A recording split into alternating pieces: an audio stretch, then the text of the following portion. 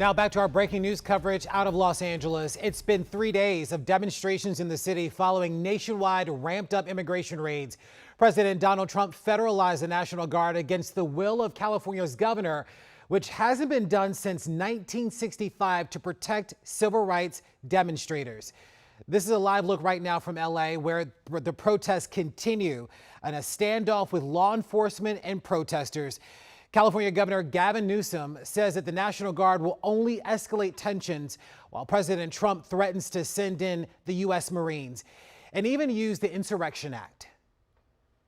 Are you prepared to invoke the Insurrection Act? Depends on whether or not there's an insurrection.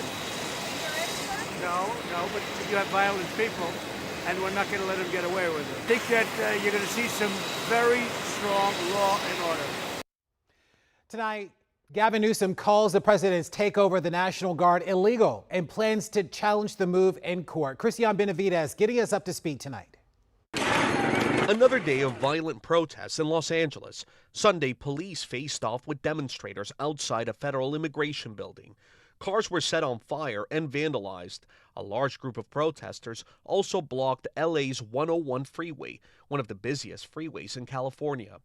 LA Mayor Karen Bass urged demonstrators to remain peaceful and blasted the Trump administration over its deployment of National Guard troops. Deploying federalized troops is a dangerous escalation, but we need to be real about this. This is about another agenda. It's not about public safety. President Trump deployed 2,000 National Guard troops using rare federal powers to bypass the state's Governor Gavin Newsom, who wrote on X that he has formally requested the Trump administration rescind their unlawful deployment of troops in Los Angeles County.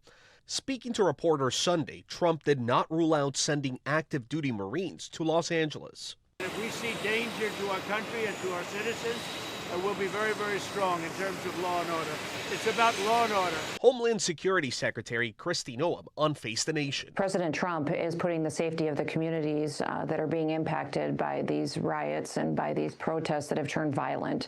And he's putting the safety of our law enforcement officers first. Internal data obtained by CBS News shows over the past week, ICE averaged over 1,500 daily arrests, a 127% increase from President Trump's first 100 days in office. Christian Benavidez, CBS News.